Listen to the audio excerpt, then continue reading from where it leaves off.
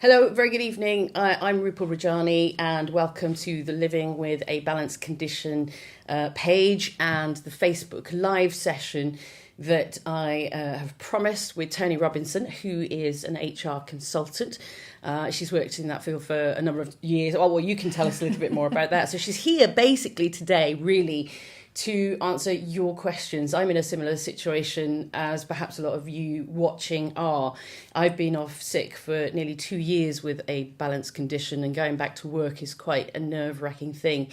How much do you actually know about what your rights are when you do go back to work? There are things like return to work, the Disability Act. Are you classed as somebody with a disability? Something that hopefully we can talk about, Toni. But if you've got any questions, please get them in sooner rather than later. I'm going to try and keep up. So if I keep looking at my mobile phone, I'm not being rude and I'm not trying to ignore anybody. I'm just trying to keep up with perhaps some of the questions. We've already got questions that have come in, Toni. But tell us a little bit about HR and the role of HR, both from an employer's point of view, but also from an employee's point of view. Yeah. Okay, so HR have a very integral role when managing absence. So whether it's from an employer's perspective, HR are there to protect the employer from risk, ultimately, and to ensure that they retain as much talent from an employee's perspective as possible, whether that talent is off sick at that point in time or not. It's about retaining that talent. So we have that. From an employee's perspective, what we're trying to do is help them with their condition as much as possible. We do have to balance it with the needs of the employer, but it's our duty as HR to ensure that their rights are followed and they have all of their rights and they kind of understand them as well. So we try and help them back to work in a way that's sustainable for them. Okay. So we try and do that. So they are there really also to help the employee as much as the employer. Yeah, there's a balancing act to be done. There's definitely a balancing act to be done.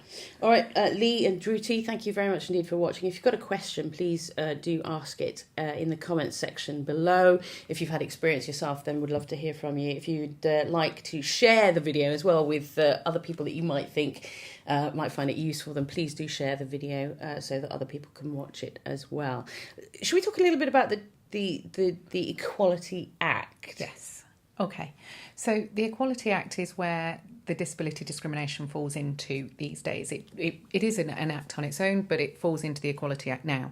So whether or not we establish your condition is disabled under the meaning of the Act. So when we look at disability discrimination from an employment perspective, it isn't the same as a civil process. So being out in day-to-day society and what you might be determined as disabled from a society perspective isn't the same from an employment perspective. So there is a categorisation, if you like. So there is some wording which I can share with you. Please do, yeah.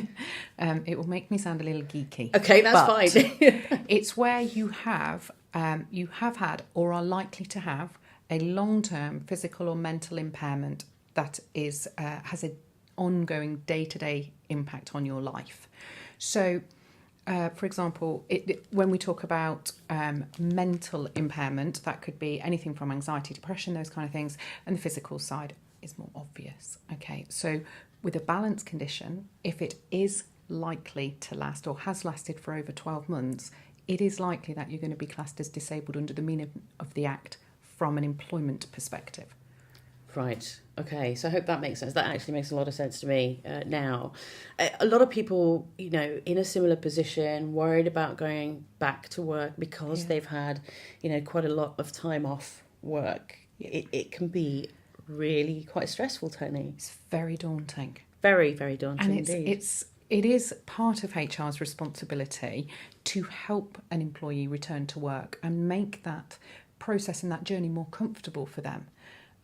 We're not there to make it difficult for you to return to work. That's not what it's about. It is to try and put the adjustments in place that are seen to be reasonable and sustainable for an employer, to put them into place to make sure that you can return to work in a way that works for you, so that we get the best performing talent that we can have as an organisation.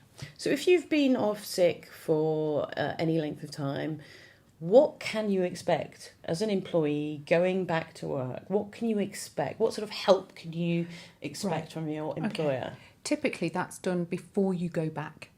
So you should organise all of that beforehand. So, for example, we'll probably come on to this, and some people will probably mention it in either comments or questions that you might have, but you'll probably, before you return to work, if you've been off sick for any length of time, you'll end up going to see occupational health. So you may end up having a report, and they will give, and Access to Work, for example, they will give guidelines and examples of what you should be doing in order to return to work. So you should have all of that plan in place before you go back, so then it is more comfortable for you to return to the workplace. So you are expected to, here in the UK, you're certainly expected to have an OH, an appointment, occupational health appointment, before you go back to work. It's considered more the norm. There's nothing in law that says you should, right? But it is considered to be the norm these days. And what would you expect that appointment to be? It's a meeting with an independent doctor. Yes. Well, it can be a nurse or a doctor. I would always guide an employer to have a doctor, generally because you end up with a higher level of understanding of the condition itself. And you generally, and I'll generalise a little bit here, you'll end up with much more practical responses for both the employee and the employer of how they could perhaps put some adjustments in place to help facilitate a return to work. And explain Access to Work, because you mentioned that. What's that? What in terms of, well...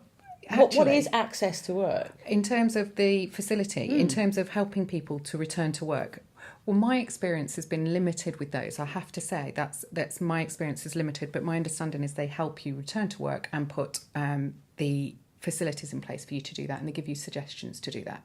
But you've had some experience in that, haven't you? Yeah, Access to Work, certainly. They come to your workplace, they have a meeting with you, they have a meeting with your boss, they talk about the issues that you may have, how they can make the working environment slightly more comfortable for you to work in. So whether that's like a move of a desk space, for instance, whether perhaps it's issues with lighting, if you have a vestibular condition, sort of dizziness and migraines and that sort of thing. Lighting is quite a big thing. So they will look at things like sun visors, for instance, so that perhaps, if they can't put you in a quieter place in an office, then they can provide you with something like that is portable, that you could then move around with. There are lots of things that they can help you with, even to the point of if you perhaps need a driver. If that's something you do in your sort of day-to-day job, then they can apply for funding for that to perhaps happen. I want to talk a little bit about reasonable adjustments in a few minutes' time, but I want to mention people that are actually watching. Thank you for doing so. Please, please, please, please share this, because I know the amount of times I've come across people who say, I really don't know what to do, and worst case scenarios as well, where people have actually lost their jobs because they haven't known what to do at work, Toni. Yeah. And this is the reality. This is the reality for people. In fact, there was a lady who messaged me on the Living with a Balanced Condition private messaged me to say, I actually lost my job after working, at a place for many, many years, and they made it as difficult as possible for me to go back to work, and I ended up resigning. So it can be that bad, but we will talk a bit more about that in a minute. I just want to say hi to Jamie, to Druti as well, who's watching. Lee says labels are good to get people the help they need, but they could also work against a person as well, I wonder. So when we're talking about, if I class myself as disabled... Do you think in a workplace that...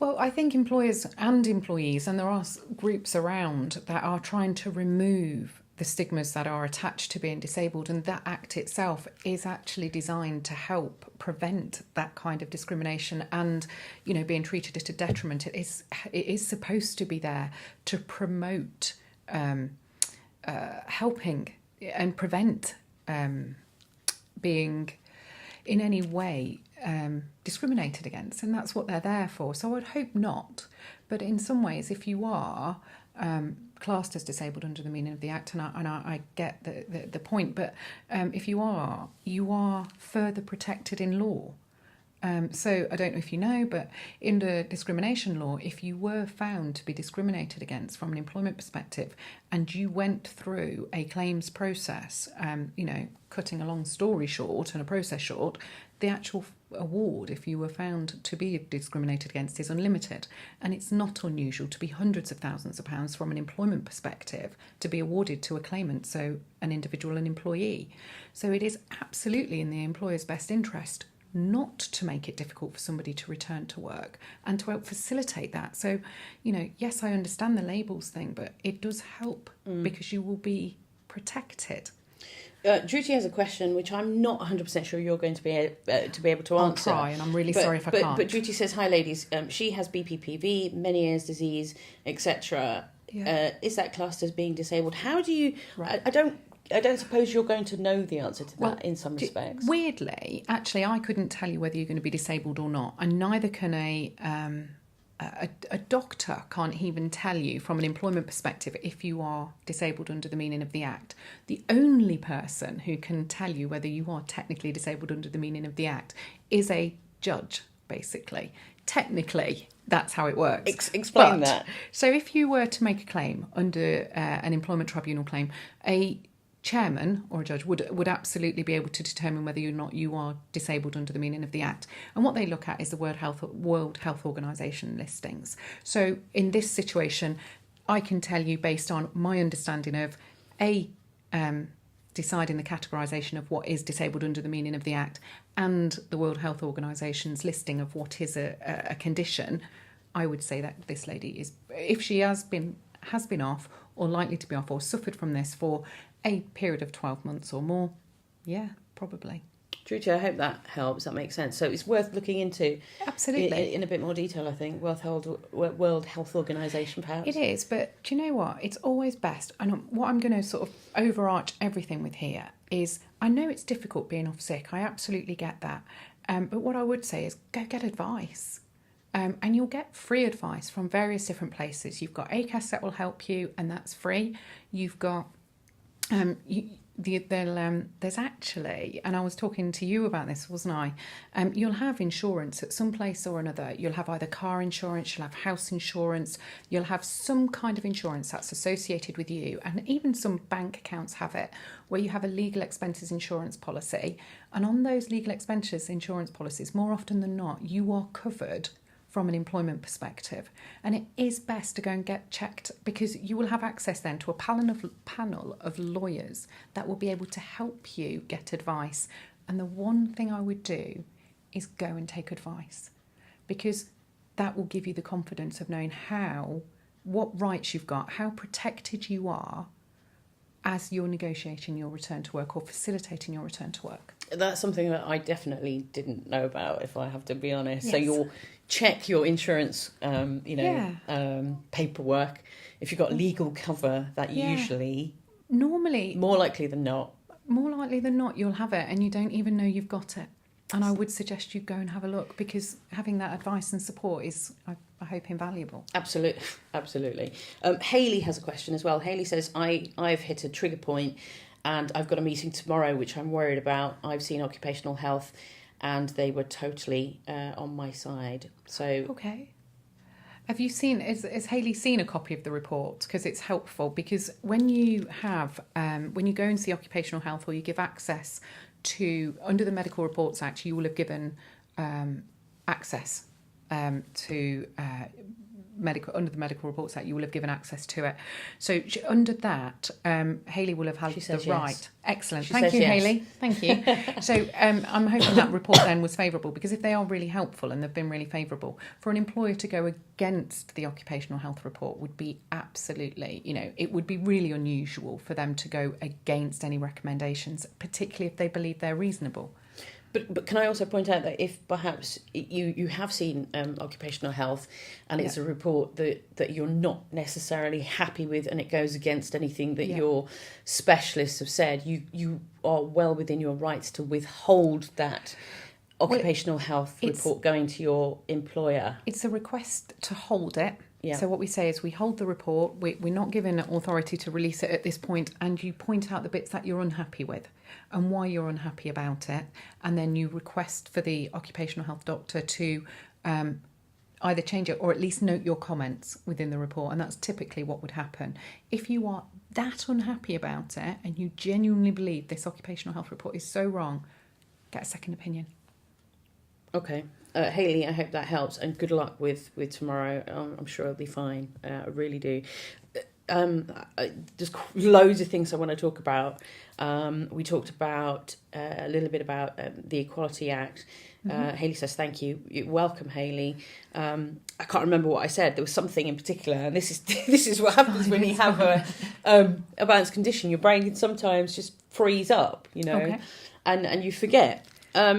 Return to work was a massive thing that a lot of people worry about. And it is a huge issue. When you've been at home, the longer you've been off, the harder it is to return to work. And employers know that. And HR departments will all know that. And we'll all be trained in helping employees return to work. And we'll all have been through, or many of us will have been through, a lot of cases in helping people return to work.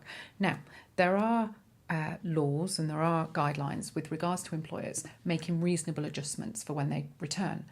So, for example, and what's reasonable for one employer might not be reasonable for another, and we had a discussion earlier about what that might look like. An employer having maybe 2 employees to an employer having 5,000 employees, their funds are going to be very, very different, and what they're able to accommodate from a resource planning perspective and what adjustments they can make will be very different. However, even the employer with 1 employee will have a duty to make reasonable adjustments. So, and it is as broad as that. It can literally be, and a lot of what the Vestibular Disorders Association have offered some sort of guidelines on are actually not extensive in terms of or prohibitive from an employer's perspective to do, because actually it's just some workplace adjustments. That's all they're suggesting. It's not as though they're saying, well, we have to put a lift into a 3-storey building that's going to cost £500,000. That's not what they're saying. It is simple workplace adjustments that our employer should be able to accommodate. And what I would say, if there are any employers watching, get advice. If you don't have a HR team, go and get advice, because there are simple ways. And you know what? I know we've talked a lot today about employees being fearful about returning to work. Some employers are fearful because they themselves have got an employee that in their mind might be unreliable. And it's not right, but it is fear about, I don't know what to do. So I'm going to either take the easy way out for them, which is, what happened to your lady who private messaged you and just made it very difficult, or just refuse to do anything because they just go, I can't do it. But if they took advice from anybody, and most of the employers will have access to advice one way or another. It doesn't have to be through a lawyer, that's expensive, but most employers will have access to some advice. And I would say go out and get it, because there are ways and means of making this work. Be great if employers are watching this as well. Please do share it. If you're just tuning in, thank you for doing so. I'm Rupal Rajani. I'm the one that writes the blogs. I know I haven't done for a little while for various reasons, and hoping that this Facebook Live session, will be of use to you, because lots of people that I've spoken to in a similar situation to myself, really worry about going to work, going back to work. And Toni Robinson, she's an HR consultant, so she knows the stuff. She knows what she's talking about as far as employment law is concerned. Reasonable. There's loads of questions that came into me other than right now. If you've got a question, though, please get it in as soon as possible. We're hoping sort of to finish in, another 10 minutes or so. Mm-hmm. But loads of people, comments and questions from earlier posts that I had. Becky said that she's had a lot of time off work. Yeah. HR called a meeting without warning, and now she's worried about having more time off. Right. Well, there should be reasonable notification of meetings. So without warnings, I'm not sure what Becky meant by that, and I hope Becky's watching, but what I would say is, normally when you're pulling into a meeting to discuss sort of time off, typically you'd give no less than 48 hours notice, but we would look at, sort of possibly in this kind of situation, especially if it's kind of anything like a vestibular condition, you'd look for a week minimum. You would sort of give some guide, and actually you can sort of go, well, actually I don't necessarily need you to come into the office. If you'd like to, I can come to your home. What you're trying to do is make it as comfortable for the employee to try and open up as possible, so that you can start to understand A, their condition, and B, what they can and can't do, and any restrictions, so that you can help them as much as possible. So they should give you a bit more notice. Yeah, I would say, to call a meeting and say come in an hour, that's completely unreasonable. Becky, I hope that it's a successful meeting, and I hope that things are sorted out for you. I really do. Lorna also had a question. Been off since October, not sure when she's able to go back. That's a question that a lot of employers ask, is like, when do you think you'll be ready to come back? When you have something like a vestibular condition, a balance condition, whatever, it's often quite difficult to give your employer an answer to that question. And it is the unknown, and it's the employers are there thinking, how long do I have to wait for? And the employees are thinking, more often than not, they're putting more pressure on themselves to return, which actually is counteractive to the progress of the condition getting better, because you're putting more pressure on yourself, which doesn't help any kind of, recovery, if you like. But what I would say is, I think employees sit there and think, well, I don't know how long an employer is going to accommodate this. And a question I think you've asked me is, how long can an employee have off sick? Well, that's and there is nothing in law that says as soon as you get to this point, you are, going to be at risk of termination, of an employment contract. There is nothing in law that says it has to be this length of time. It doesn't work that way. It's what's reasonable. And, if there is an occupational health report or a doctor's report that says, they can come back to return to work, within the next few months, and these are the conditions, and we expect them to return to within a couple of months or, 3 months, an employer would be seen as unreasonable if they didn't wait that long. Okay. So it's all about what's considered to be reasonable. Julie had a question as well. Thank you. I hope that, Julie, you get to see this back if you're not watching right now. She's back at work on flexible hours. She's had the supportive letters from her doctors and her GP specialist, but told in so many words that it may not be sustainable long term. Yeah. Can her employer end her contract after a certain period of flexible/adjustable hours, Toni? Right. Yes and no. So I'm always HR girl. I'm going to sit on the fence a little bit. There isn't a period of time that would go by or elapse where you'd say, right, that's it now. You've had 12 weeks. I'm not prepared to do any more. It doesn't work that way. It's what's considered to be reasonable. And it might not be sustainable long term to have, say, work 3 hours a day when typically your contract was to work 8. It might not be sustainable long term. But you could sort of go, well, actually, I might need this for a further 6 months. Why can't an employer look at saying, okay, well, I'll do a job share. I'll get somebody to do 5 hours a day, and then I get you both, so I get to retain talent. It's normally around negotiation and what's seen to be reasonable, and a good HR team would help do that. Good luck, Julie. Louise, currently off sick, due to go back, but they want to put her in a busier office doing a different role. Remembering that this is somebody, Louise, I don't know the exact details of your condition, but again, it will be a vestibular condition of some sort. So in this kind of condition, my understanding is, and I don't suffer with it, I'm not a specialist in this particular condition, but my understanding is putting somebody in a busier environment is actually going to, again, be counterproductive to aiding them to return to work. I don't understand why they're doing that. And again, this is where I encourage employees to be a little more open and honest and explain the impact, because a lot of employers will just not be aware of it, and they won't understand that actually by putting them in this position, they are sitting there sort of going, well, this is making me worse and I am going to end up going off sick again. Employers need to be fully made aware of, well, this is what it's doing and this is the impact it's having. So I encourage her to be open.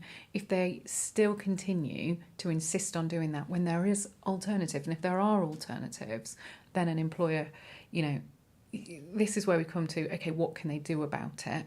And that's where I'd sort of go, well, actually, you've got raise it informally of going, this isn't the best way of managing my condition. And then you get to the point of going, well, actually, you could raise a grievance.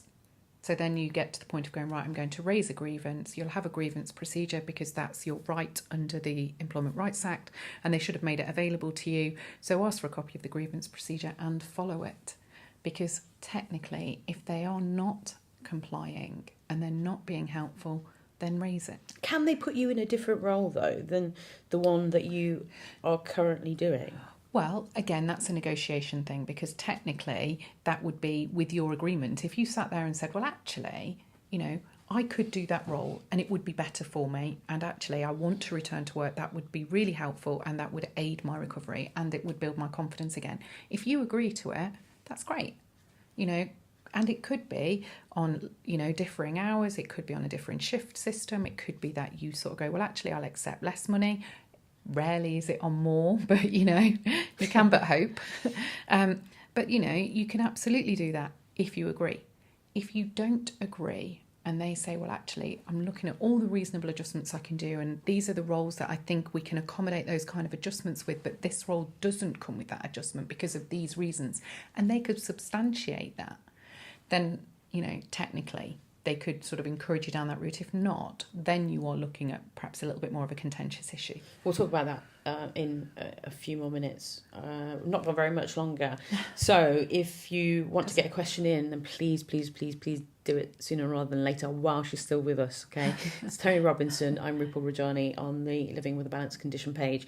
We've got one more question for you for the time being. Fiona, this is about phased return.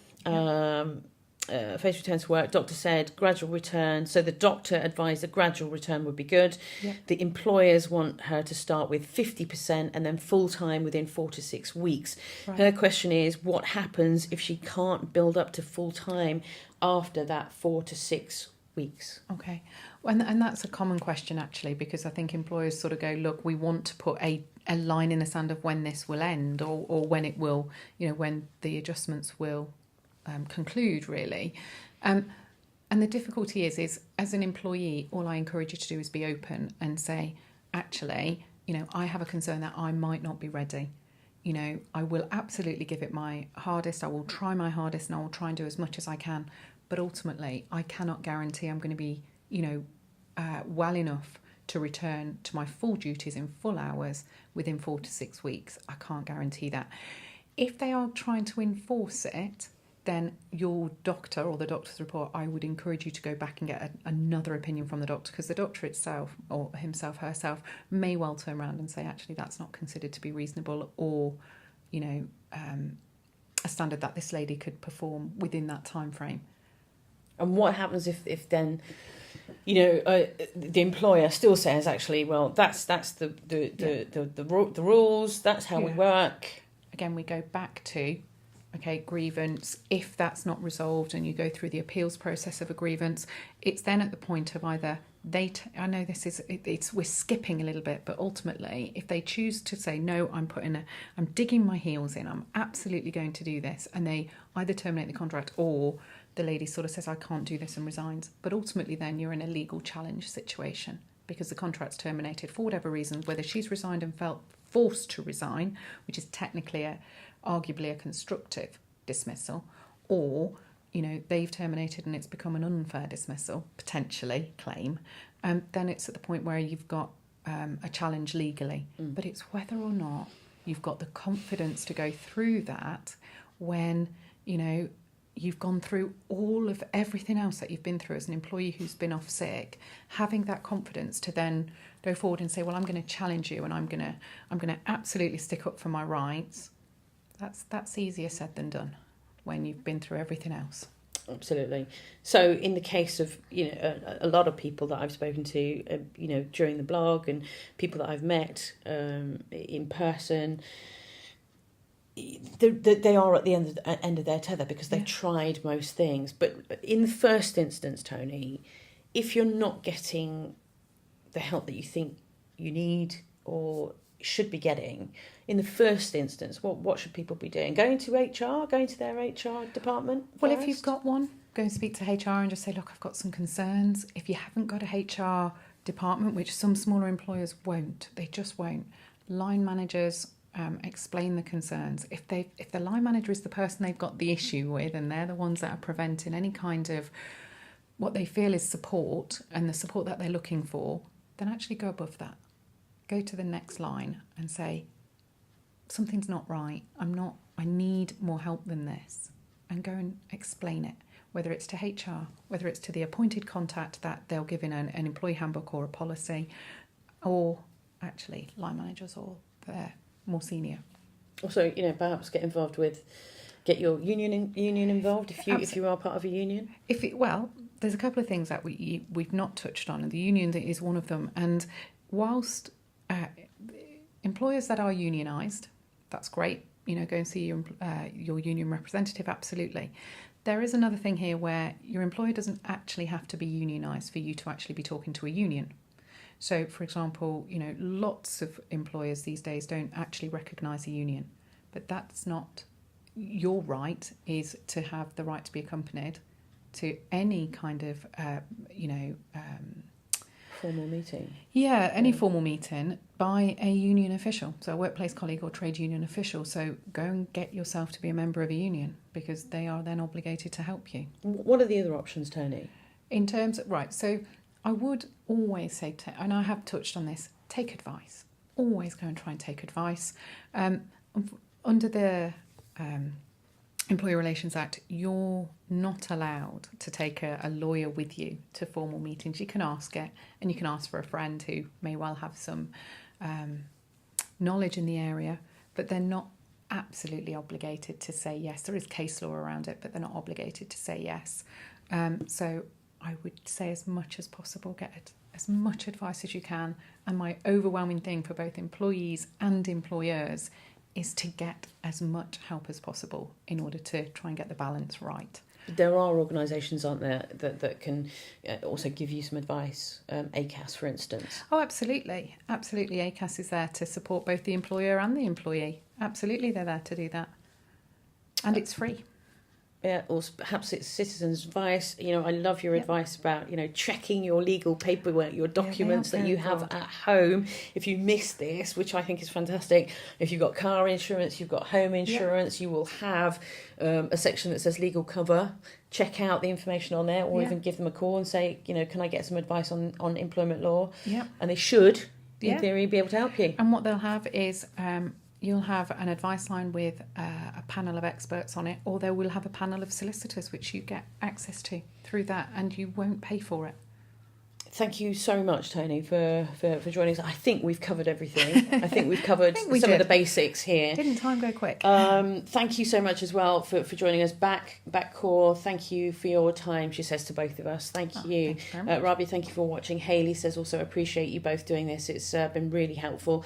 Druti as well, she says it's so refreshing to have someone like Toni. Thank you for your time, advice and guidance. Please, please, please, please, please, please, please, as I always say, share.